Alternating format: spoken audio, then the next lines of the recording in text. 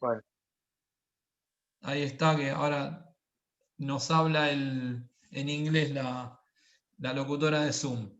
Bueno, el otro día habíamos hablado de las transmisiones de derechos. Ahora vamos al supuesto inverso, a, a ver la cuestión desde lo que es la transmisión de deuda. Es decir, cuando cambia la figura del deudor. ¿Sí? ujú, Aspecto que en realidad es relativamente nuevo en, digamos, en el ámbito jurídico. Porque y esto, digamos, me refiero no solo a nivel, digamos, local, sino a nivel internacional. Históricamente, nunca se previó la posibilidad de que pudiese cambiar la figura del deudor. ¿Sí? Eh, Quizás por una protección desmedida de la propiedad privada. Al acreedor, siempre el entendimiento de la doctrina fue el acreedor contrata con determinado deudor porque lo supone solvente y que es capaz de cumplir con las prestaciones asumidas o comprometidas. Y esta, digamos, esta noción de que determinado deudor fue el que consideró el acreedor para establecer esa relación jurídica traducida en una obligación, hizo que durante años, durante siglos, no se pensara en la posibilidad de que el deudor pudiera ser sustituido por otro. ¿Sí? Eh, Postura que empezó a revertirse durante el siglo XIX. ¿Sí?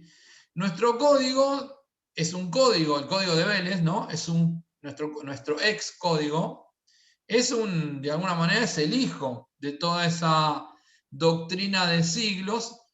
Y bueno, no habíamos encontrado en el código, no encontramos en el código de Vélez ningún precepto que aludiera a la posibilidad de cesión de deuda, es decir, o de transmisión de deuda, es decir, de que un deudor quedase liberado del cumplimiento de su obligación y que un tercero asumiese el cumplimiento de esas obligaciones.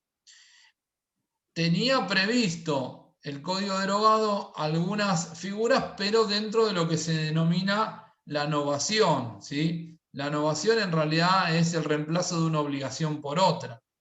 En cambio, cuando hablamos de transmisión de deuda, cambia eh, el deudor. cambia el deudor, pero la relación jurídica sigue siendo la misma. No estamos frente a una nueva obligación. ¿Sí? Y el nuevo código lo ha receptado expresamente, algo que en general fue bien recibido por la academia y por la jurisprudencia, porque de alguna manera estableció parámetros objetivos para ponderar la situación. ¿Sí? Ahora, lo ha regulado no dentro del título, no dentro del capítulo de las obligaciones, sino dentro del capítulo de los contratos. ¿Sí? Y regula tres supuestos de transmisión de deuda: la cesión de deuda, la asunción de deuda y la promesa de liberación o la promesa de liberación de deuda. ¿Sí? Son tres figuras similares, pero que tienen sus matices propios, sobre todo por los sujetos que intervienen en este contrato, ¿sí? Porque así lo debemos considerar, un contrato. Eh, si vamos a... Yo ahí transcribí cada una de las definiciones, pero vamos a hacer una cosa, vamos a hablar de cada una, la vamos a definir y vamos a ver sus efectos propios. ¿Sí? Y después hacemos lo mismo con las otras dos figuras.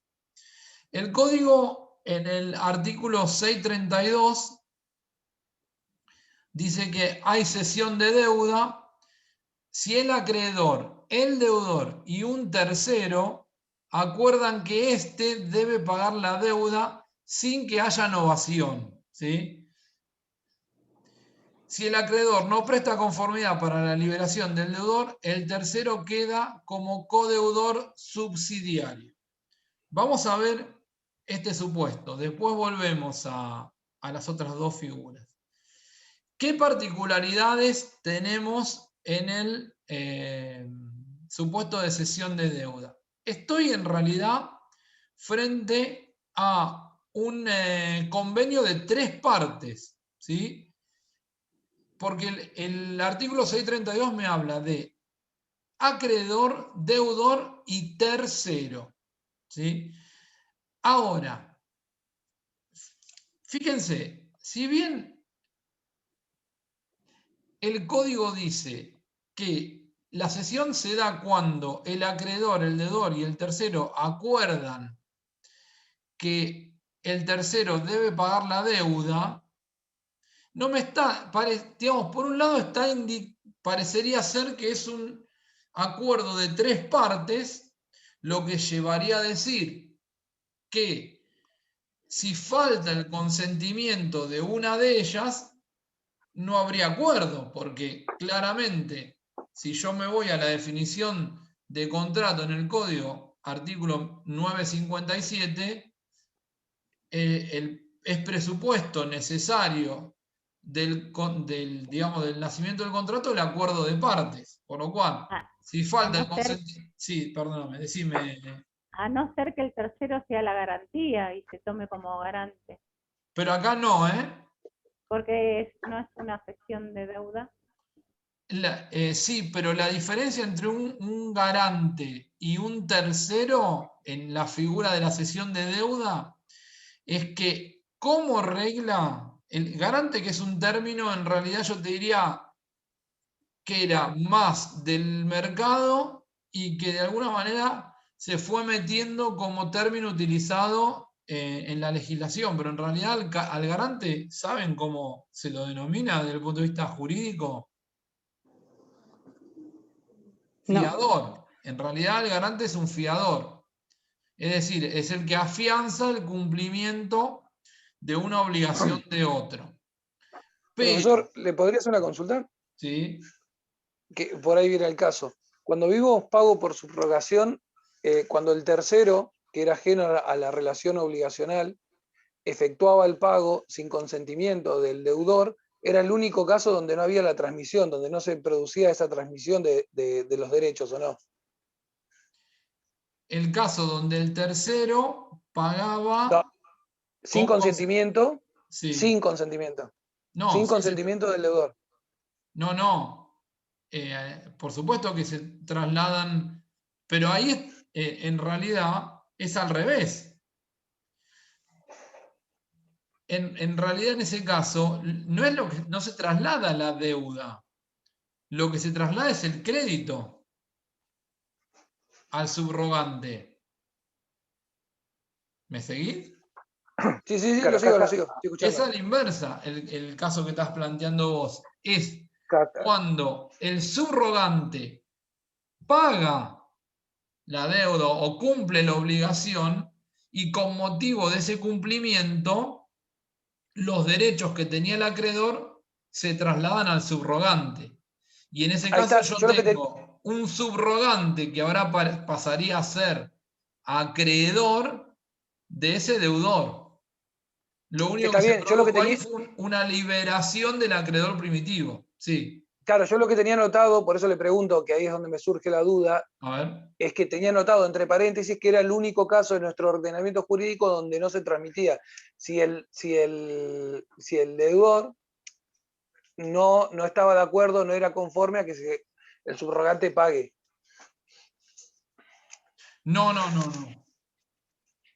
No, tendría que revisar o tenemos que hablar a ver qué es lo que tomaste nota, pero... Claro, sí, después me voy a fijar, porque tal vez me equivoqué yo y ahí es donde estaba. Yo había anotado porque algunas clases por ahí o se me cortaba, no podía estar y tenía anotado eso. Entonces ahí es donde me surge la duda. Porque te digo más, es una regla que un tercero puede pagar aún con oposición del deudor.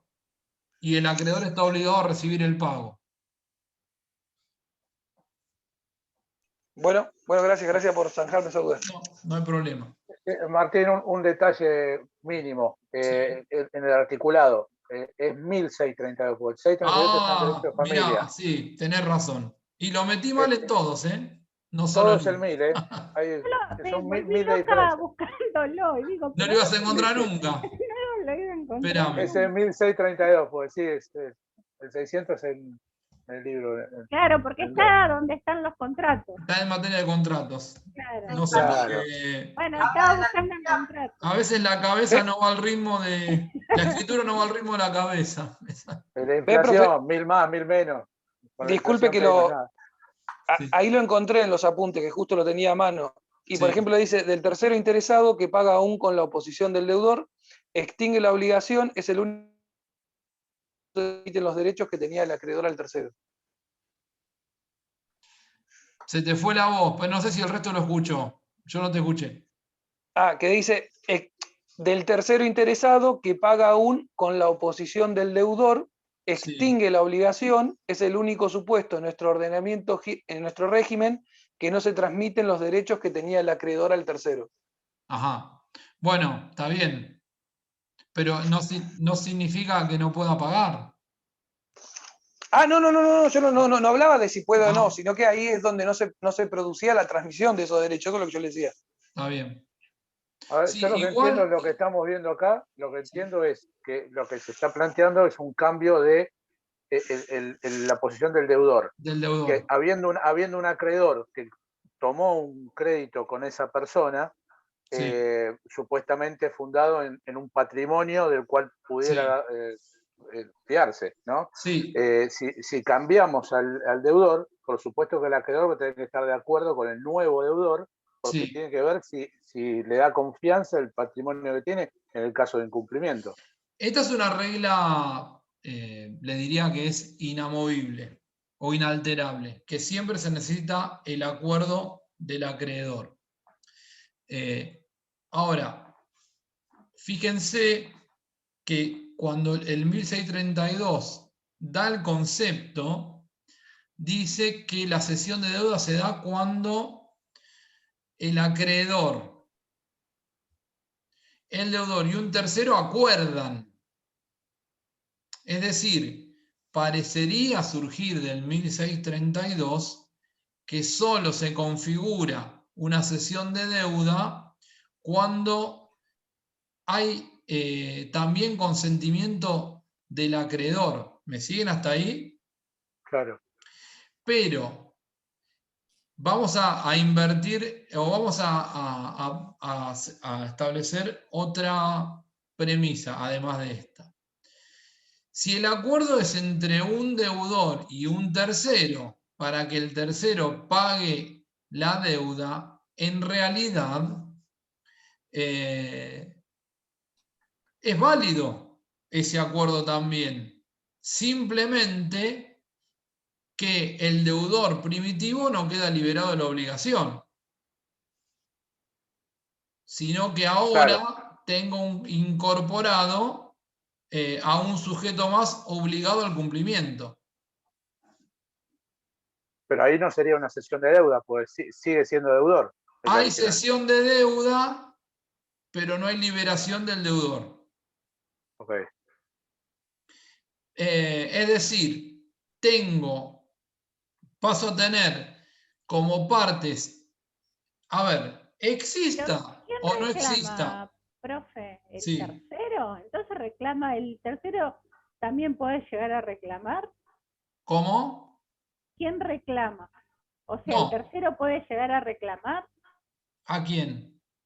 al deudor, al acreedor? Al deudor, el tercero, ¿lo puede llegar a, Pero puede si llegar a reclamar? el tercero es un deudor, no es acreedor. Por eso hay cesión de deuda, Está bien, no de está bien. derechos o de créditos. Está bien, está bien, está bien, está bien.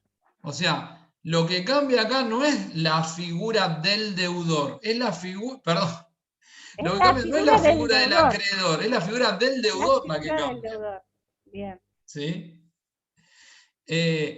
Pero quiero que quede claro esto, porque si uno se queda solo con la primera Sí. parte del 1632, parecería que el acuerdo del acreedor o el consentimiento del acreedor es esencial para el nacimiento de este contrato, ¿sí?